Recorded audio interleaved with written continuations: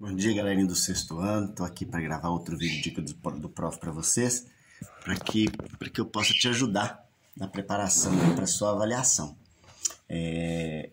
Vou começar, né, a avaliação do sexto ano, parcial 2. Vai ter dois textos, um poema e na sequência um outro texto. Não posso nem falar o autor porque ele é tão conhecido. Posso falar assim, ele é francês, né? Era francês, ele não está mais conosco. Mas maravilhoso, o texto nos ensina muito. E aí tem algumas questões de interpretação sobre eles. A primeira trata assim, olha, vou ler um pedaço da questão, vou dar spoiler total. Olha, os dois textos estabelecem uma relação de intertextualidade. Olha que interessante, nós falamos sobre isso, está lá no seu livro, página 54, sobre intertextualidade. Na ocasião, o exemplo que eu dei foi até com o poema do Gonçalves Dias, chamado Canção do Exílio. Vocês vão se lembrar, disse assim: minha terra tem palmeiras onde canta o sabiá, as aves que aqui gorjeiam não gorjeiam como lá. Nosso céu tem mais estrelas, nossas várzeas têm mais flores, nossos bosques têm mais vidas, nossas vidas mais amores. E perguntei para você se alguém já tinha alguma lembrança desses mesmos versos em outro texto. Aí muita gente falou assim: o hino nacional brasileiro, o hino nacional brasileiro. E é verdade, né? Nossos bosques têm mais vida, nossa vida no teu seio mais amores. Esses versos do hino nacional foram extraídos, né, do poema Canção do Exílio, do Gonçalves Dias. Essa utilização, né, de elementos semelhantes em textos diferentes chama-se intertextualidade, relação entre textos. E aí vai ter uma questão sobre isso. É importante que você leia, né, que estude o que está no caderno, o que está no livro, para poder se lembrar e fazer com clareza. A segunda é uma questão de interpretação, algumas palavrinhas que eu destaquei no texto, e perguntei, né, se essas expressões estão no sentido conotativo ou no sentido denotativo. Nos nossos estudos, coloquei duas palavrinhas para te ajudar a lembrar. Eu falei que denotativo, como começa com a letra D, então vai te lembrar de dicionário, é aquele sentido literal, o sentido exato da palavra, o mesmo pelo qual você encontraria sinônimos no dicionário.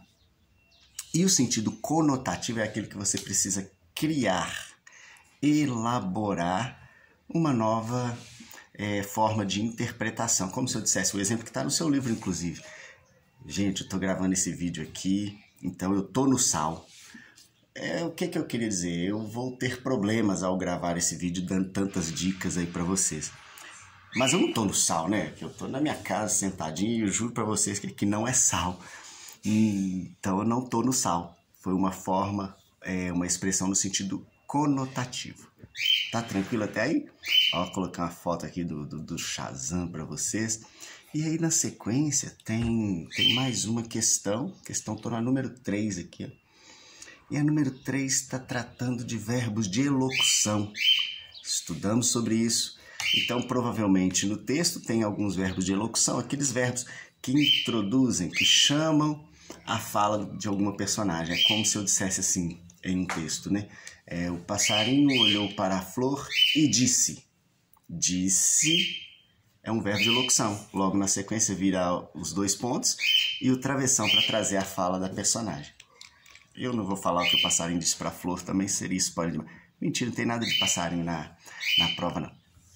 Questão número 4. Ainda sobre o texto, eu estou pedindo para você identificar alguns verbos e posicioná-los em um quadrinho aqui que tem tempos verbais, né? Lembrando que nós estudamos nessa etapa 3 tempos verbais do modo indicativo, que são os verbos no pretérito perfeito, no pretérito imperfeito e no pretérito mais que perfeito. Verbo no pretérito perfeito, aquele que representa uma expressão de um passado que aconteceu e como se fosse uma única vez.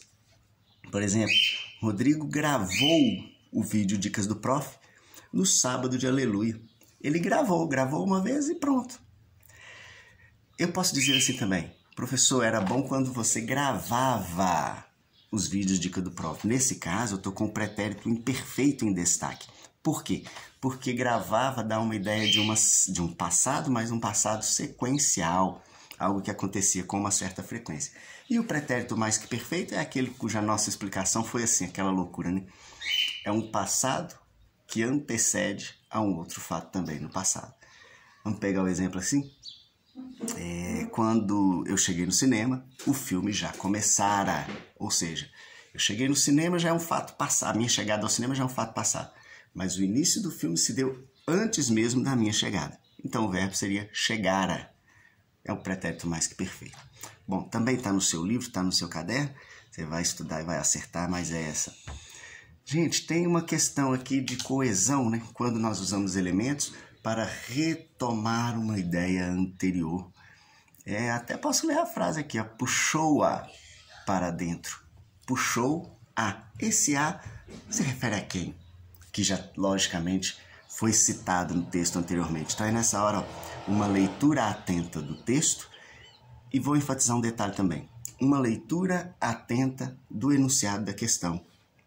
Leia o enunciado com bastante carinho, com muita atenção.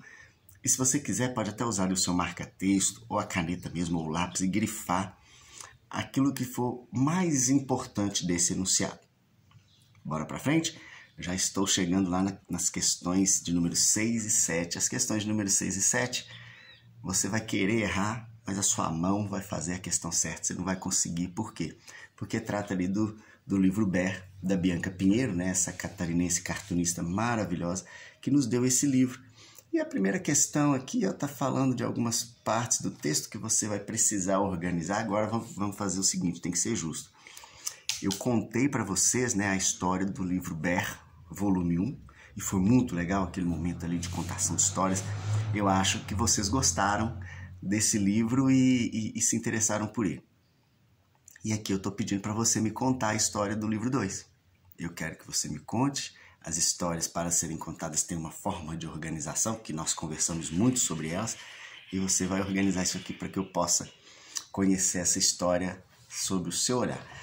A questão de número 7, deixa eu ver. Poxa, tá muito fácil. Mas tá muito fácil, porque nós estudamos aquela questão de hipérbole e personificação, essas duas figuras de linguagem. Falar de hipérbole é falar, deixa eu ver aqui, das pessoas que mais utilizam aqui, a Ana Vitória, o Antônio, a Amanda, que é minha vizinha aqui, deve estar até escutando a gravação, ela mora aqui pertinho, Marcela também mora aqui pertinho, tem a galera aqui do Primavera. Mas por que eu tô colocando essas princesas aqui e o Antônio como exemplo? Porque eles não falam assim, eu estou com fome, professor. Eles falam, professor, eu estou morrendo de fome.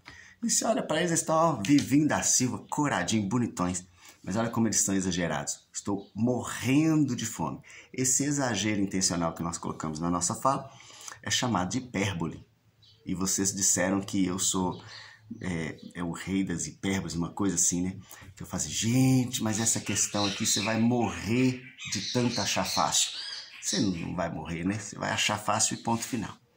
Tem uma questão bônus, e nessa questão bônus aqui, o que acontece? Se você acertar, você salva o ponto de uma questão que você errou anteriormente. Que coisa boa, você só tem a ganhar, vale a pena fazer. E ela também está tratando aí sobre essas duas figuras de linguagem, tanto hipérbole quanto personificação. A última questão é sobre o livro Pequeno Príncipe, que da mesma forma, né, você leu, você vai acertar com clareza. Eu trouxe aqui até um presente que ganhei aqui do tio Fernando, o Pequeno Príncipe em Cordel, que coisa maravilhosa. Eu vou ler um poeminha dele para você, que eu li sobre florestas virgens aos 6 anos de idade. Uma jiboia comia um bicho com toda a voracidade. Eis a cópia do desenho, mostrando a fatalidade. Aí tem um desenho aqui que ele fez da jiboia comendo um bicho. Bom, no Pequeno Príncipe não é assim não, né? Na verdade, lá vem algo assim. Esse chapéu que foi desenhado aqui, desculpe, falei como um adulto, né? Esse chapéu não. O formato em que a jiboia está aqui está lembrando muito um chapéu típico da região do Nordeste que as pessoas utilizam, que tem sim esse formato, né? Mas lá no Pequeno Príncipe tinha um outro formato, né? De um chapéu europeu, né? Já que o livro foi escrito baseado, né, no continente europeu, principalmente na França. E aí aqui sim, ó, uma jiboia que engoliu o elefante. A história toda contada em cordel. Depois, quem quiser emprestado, pode contar comigo que eu vou emprestar para você também poder ler, porque é maravilhoso e te ajudar aí, né, a pagar suas 15 páginas por dia que vem dando muito certo, a turminha tá lendo muito e me deixando extremamente orgulhoso. Tô vendo ali, ó, termina até com algumas árvores, eu não sei o que essas árvores, não sei nada de que árvore tem a ver com o Pequeno Príncipe, tinha nada de árvore não, tinha nada de rosa, nem de raposa, asteroide, não tem nada disso, tô viajando agora. Porque quem leu foi você e é você quem vai saber responder isso aqui direitinho. Turminha, é isso, a avaliação é essa, muito fácil, bons estudos para vocês, espero que você faça com muito carinho. Vou ali agora que eu vou cortar o cabelo, porque amanhã eu vou pro Mineirão assistir o Atlético. Beijão, turminha.